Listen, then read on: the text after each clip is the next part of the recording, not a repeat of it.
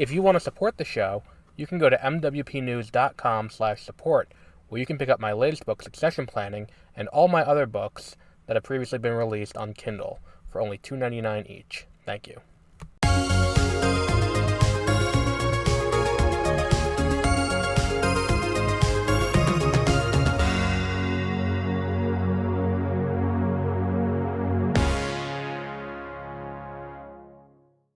Good morning, and welcome to the 10th episode of the Backlog Files. I am Adam. We are here today to talk about two games that I'm still not 100% certain on if they are intended to be the same game or not. And after consulting with Cerebi, I've found that these are not the same game. They just have very similar mechanics. So you have Pokemon Puzzle Challenge and Pokemon Puzzle League.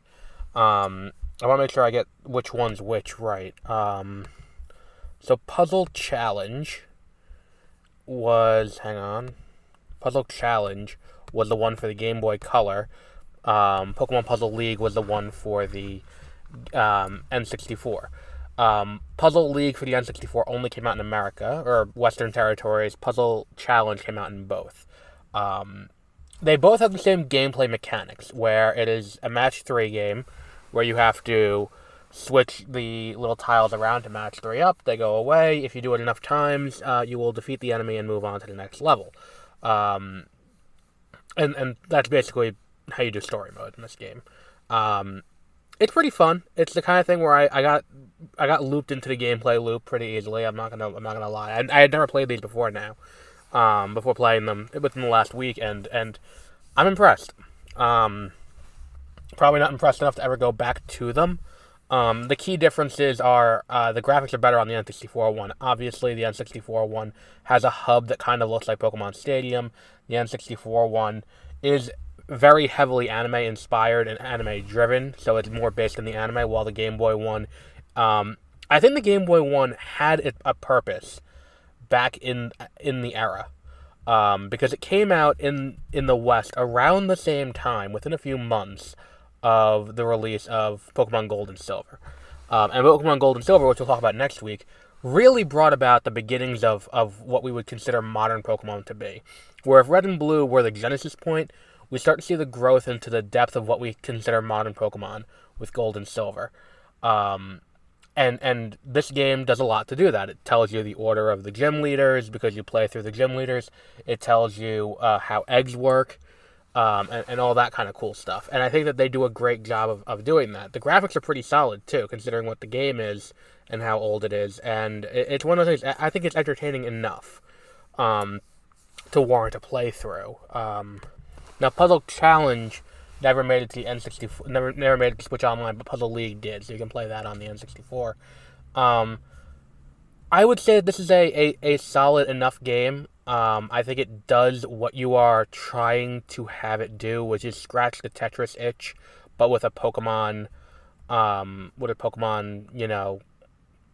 what's it called? Like a Pokemon skin over it.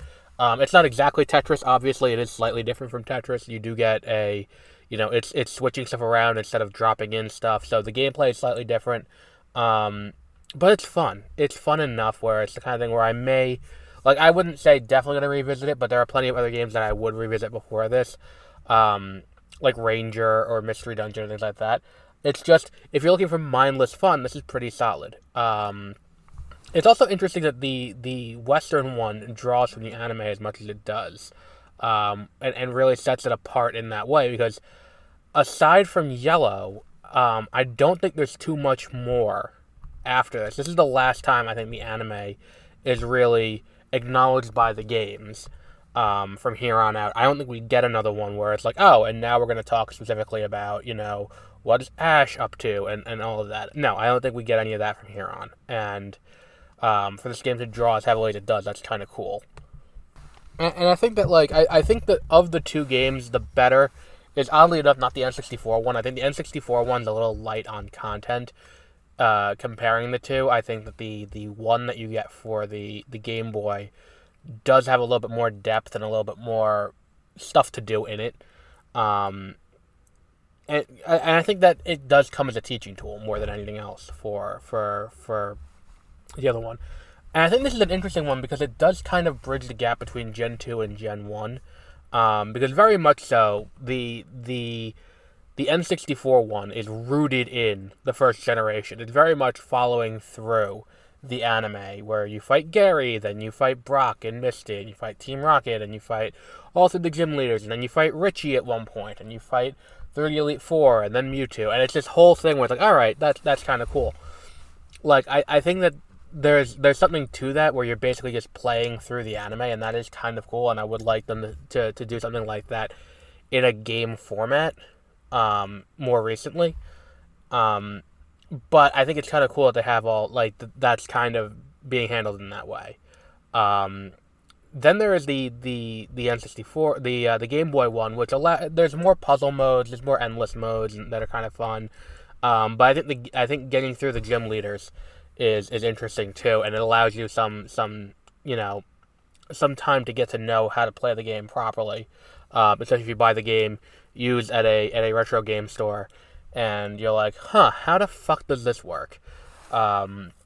With no real explanation as to how, because you have to look it up online, or just be like me and be stubborn and just plow on through and hope for the best. But I think both these games are fine. I think both of them are more fun than I anticipated. I went into them with very low expectations, and I think that these are some of these, an interesting thing that I'm surprised hasn't done more. We haven't had more of these puzzle games in recent years. So let's see where we rank these.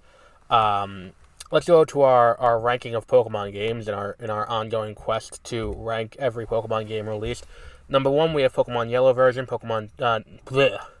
Number 2, we have Pokemon Snap. Number 3, we have Pokemon Stadium. Number 4, we have Red and Blue. Number 5, we have the trading card game. Number 6, we have Pokemon Pinball. Number 7, we have Hey You Pikachu.